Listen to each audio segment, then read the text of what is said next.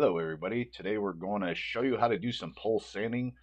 We're basically going through and doing a pole sanding over our first coat.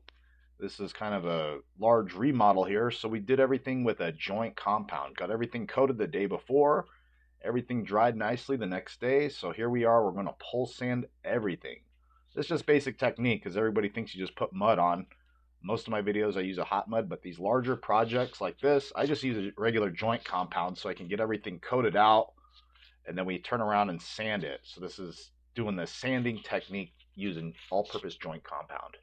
Basically, we're just going to go through using an 80 grit. Some people prefer 80 to 120 grit sandpaper. If the area is real rough, you want a 80 grit. Not so rough, then you kick it up 100 grit, 120 grit. Once you go above 120 grit, say like a 150 grit, 220 grit, that's more of a finish sanding. When they do a perfect smooth wall, they almost go with a 220 grit because it's really fine. The more grittier it is, the more scratches you may leave behind. So that's why you just go through on this pole sanding. We're just going to go through it and just lightly sand everything. Mostly the edges, go over everything real lightly. I'm not going to just sit there in one spot and just sand away, sand away. Maybe if there's a rough area or something that needs extra sanding, I'll put a little extra attention to. But we're basically going through everything. Most important is getting rid of the knife edges on your mud work so it fades in. Just go over everything. If you over sand sheetrock, sometimes you'll fuzz out the sheetrock paper, especially in angles. If you over sand angles, you'll fuzz out the paper tape if you use paper tape in angles. So we're just giving everything a quick swipe. This 80 grit that we're using is real aggressive, so you don't have to go through and really put too much effort into it. You're just kind of going over everything, knock out all the goobers, lap marks, knife marks, chatters, heavy mudded areas. A little more effort around details like around light boxes, vents, anything that looks rough. That's the only thing you'll focus on. Also, you'll see that on the video, the dark rooms will use lights. It's always a good idea when you're sanding, especially dark rooms, use lights. When you do like smooth wall drywall, they actually have a light you have to keep behind you because you'd be surprised what you see when that light's shining on. Sometimes it's not the direct light that shows everything, it's the shadowing. So whenever you're trying to strive for perfection, you're going to need to have lights with you. Halogens or bright LEDs. You just need a light shining at the wall and just kind of move it around until you see all the imperfections in the wall. But you use mostly lights just to light up the room first coat, just so you kind of see what you're doing. You really dial it in after you get it all textured, especially smooth wall, to really sand away all the imperfections with the added light in the rooms. But the basic video here, just going through, sanding everything. We skimmed out an old texture. The texture had like a splatter, so we went through and basically skimmed all this out. This whole room here, first coated everything we did just in this one large room here. We actually went through 10 boxes of mud in a few hours, so it's quite a lot of mud to throw on the wall and get here. The guy left the heater on, fans on overnight, so everything dried out overnight, which is amazing. There's a lot of patches on the ceiling, stuff like that, so everything just got coated out really good. We're going to go through and get it all pole sanded. It's real tedious, but you kind of want to go over everything, get it all pole sanded. Some people, when they're done pole sanding, they like to de-dust the room, maybe sweep up the floors, get it dust out, let it vent out, because there's a lot of dust, so you definitely want to wear masks. Some people like to wipe down the walls with like a damp sponge, damp rag, or broom them off. That's fine. But we're just basically going to get it ready for a second coat. You're going to have to sand all this before you do a second coat. And then we're going to follow through and do another tight second coat using a joint compound on all the joints, on all the rows and nails, all the patches around the detail, everything that needs a second coat. And then after I get it second coated, I might even go through and lightly sand the areas again, because we're kind of doing a smooth Santa Fe type texture in here. And then I'm going to go through and going to thin down my mud, and I'm going to skim out this whole ceiling area and skim out the walls again, just doing a real tight skim second coat. That way it's ready for texture. It looks nice right now with the first coat, but there's still imperfections. The first coat's just a really heavy fill, and then the second coat is to make everything kind of perfect. And then if it's still rough after your second coat, then you always have to do a third coat. Most of my work I can get away with doing a second coat because I do this every day, but most of the do-it-yourselfers, you may need 3 coats. And sometimes these coats, it's easier to do a lighter coat and then add another coat. Everybody thinks you have to pile on the mud real heavy, but sometimes if you put the mud on too heavy, you may crown joints or have big humps here. So it's easier to always add thinner coats, add an extra coat, tight coat, than it is to build up an area. Once the area is built up, you're going to have to sand it down, or you're going to have a hump or a crown on your joints, and you don't want that. The basic video, sanding, 80 grit. Once we get this all done, maybe the second coat, I may sand it down with the 150 grit, just a light sanding just to knock any imperfections out. And then once I get it all textured out with the smooth texture, most textures you have to sand. I recommend on textures like a 150 grit to 220 grit sandpaper, sand out the texture. And then as you can see with all this mud we put on, all the sanding, all the dust, that's why you want to use a sealer, a drywall sealer before you paint. Because all this sheetrock, mud, everything involved here is going to soak up a ton of paint. So you always want to primer your texture before you paint. That's easy videos, just watch and learn. Everybody thinks you pick up a pole sand, but sometimes you got to see it in action to kind of see what's done. It's a lot of work, it's tedious. Some people will sand a couple walls and they'll be done for the day. But with this large room right here remodel, we have to sand every square inch of it.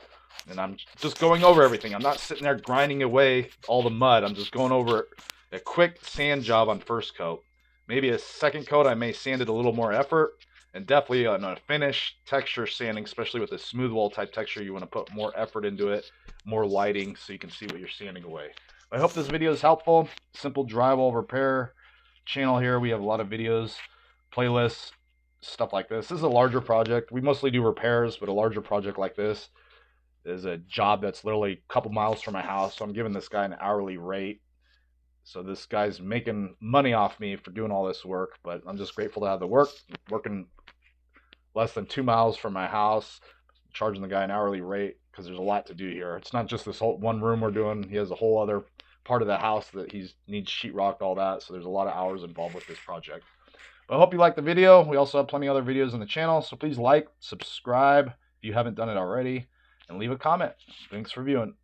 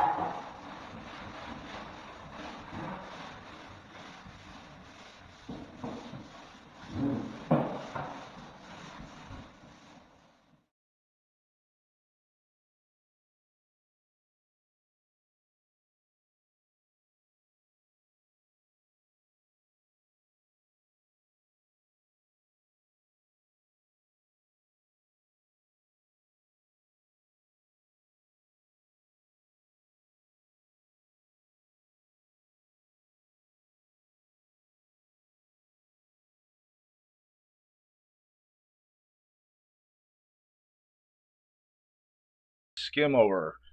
This is a skim over on an old texture. They had an old rough orange peel splatter type texture.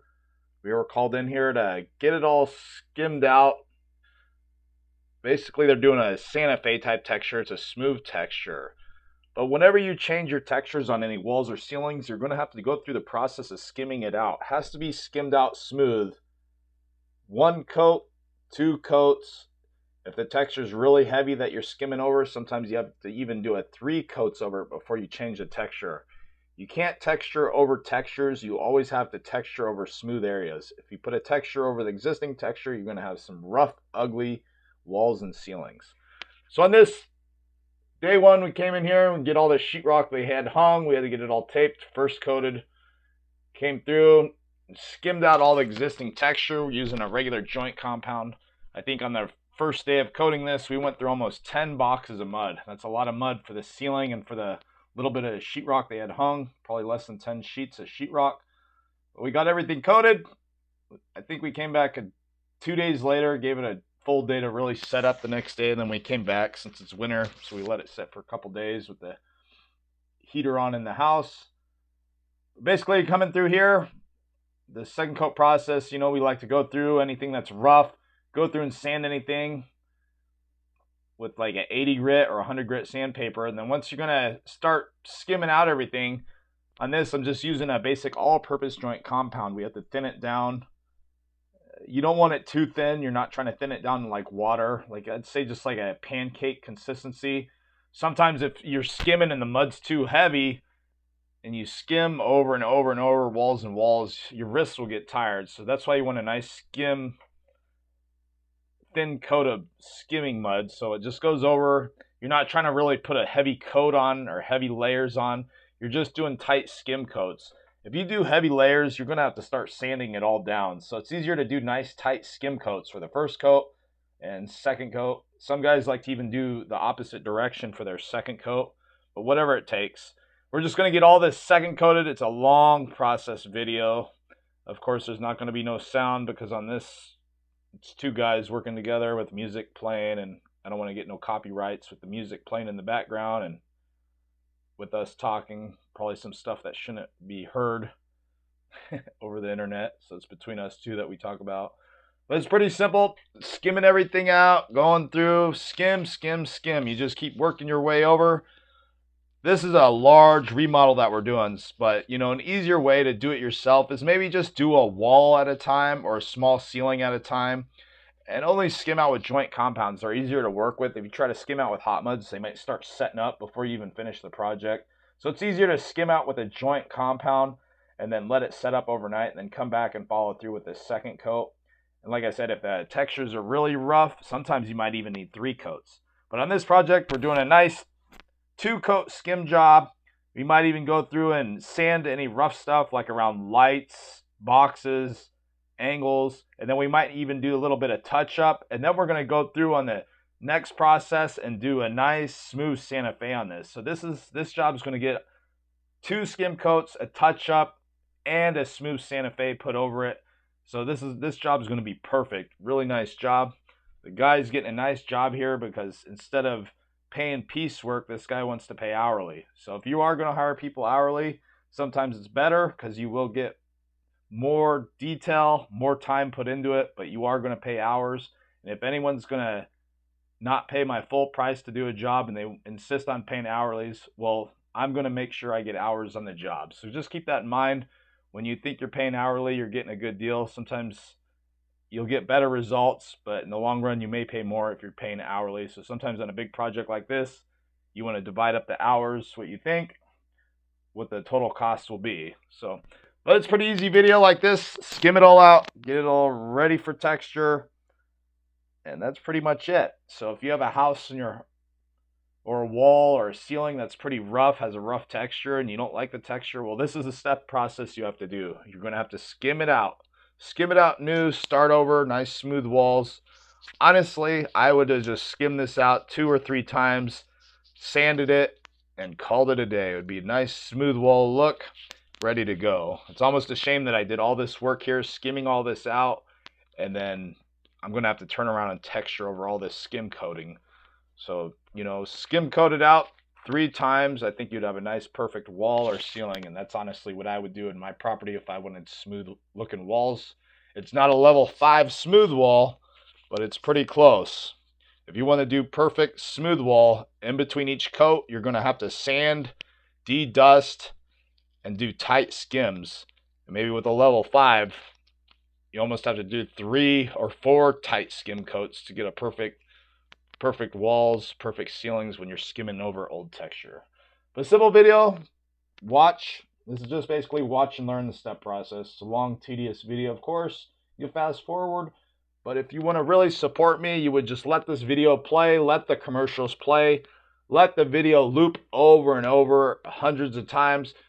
The commercials that play that help me out, simple commercial playing, I might actually make 2 pennies on this job for all the work of doing editing, recording. It's a lot of work to make some of these simple videos.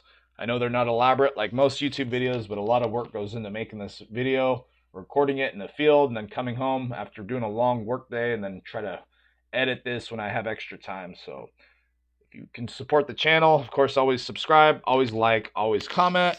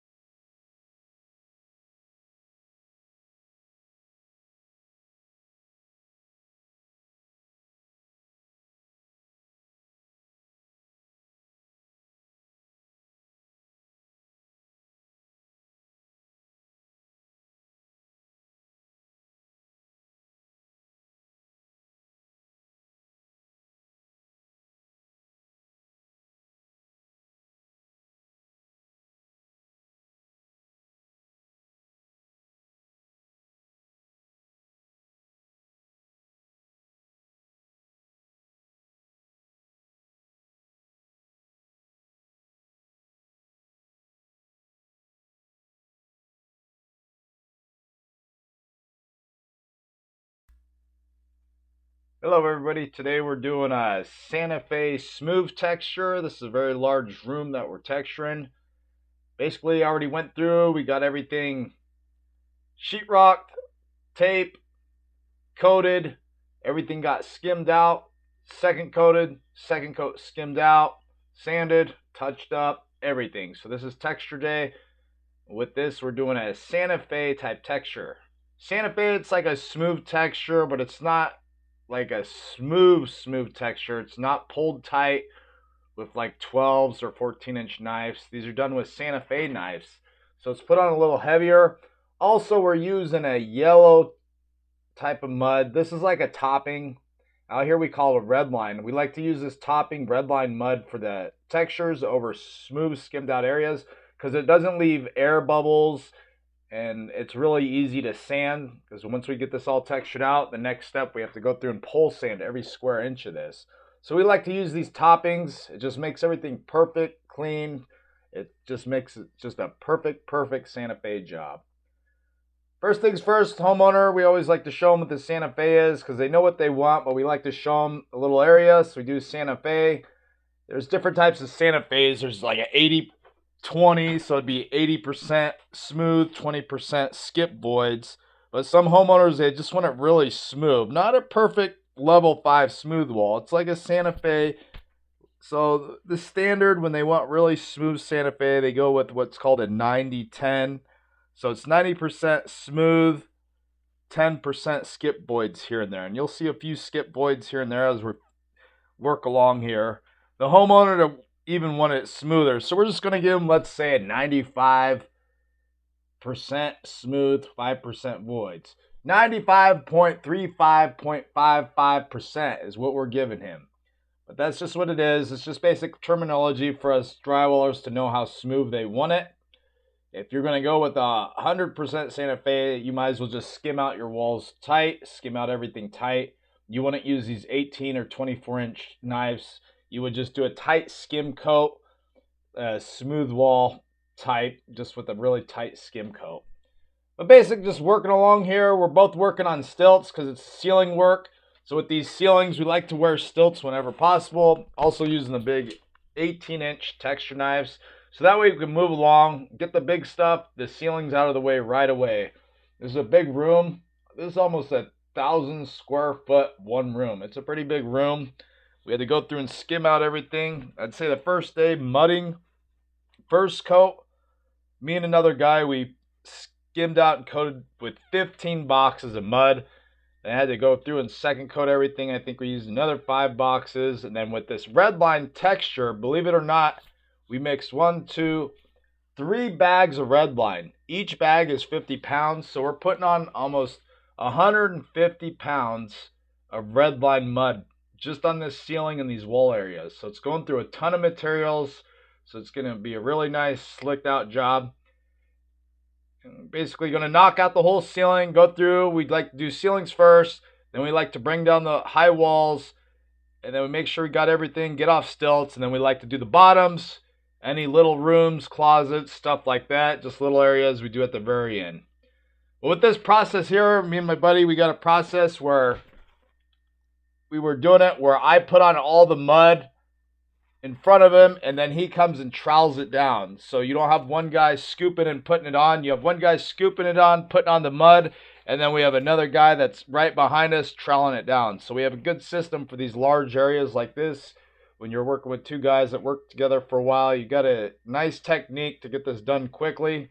There's a lot of shoulder, overhead, you're walking on stilts. So we like try to do this as quick and as possible, efficient. Just get a nice coat job and it's be done with it.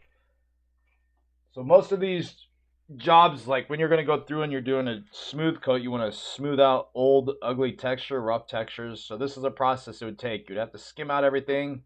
1 coat, we'll fill it in. Second coat fills in what you missed. The third coat's a really finishing coat. And then when you start really getting high-end perfection, you start doing tight fourth coats, stuff like that. And then you sand in between coats to even get it even better. But with this, we did a 2 coat, skim out. We sanded in between coats. We touched up in between coats. It's an hourly job, so we're just taking our time here, getting it all nicey nice. So it's a nice job with the Santa Fe type texture. Of course, in your area, you may have a different type of texture. This is just our region. We call it Santa Fe out here. So depending on where you live, you probably have the same style, but you probably have a different name. But yeah, we're also going to make a part 2 of this video where we're doing the smaller rooms. We have laundry rooms, hallways, and the bottoms. That's just a long video here. Basically, watch and learn, getting it all Santa Fe'd. We also have other videos where I did some sanding the first coat. We did a second coat skim. So I got other videos on this project, and then there'll be a part 2 of this project. If you haven't done it already, please subscribe, like, leave a comment, jump in the channel, watch other videos. I have hundreds of videos on how to do watch and learn with dialogue, without dialogue. So there's plenty of videos in my playlist, so you can probably find what you're trying to do. Anywhere from a small patch hole all the way to something like this. We're doing 1,000-foot ceiling float out with a nice texture like this. So hey, thanks for viewing.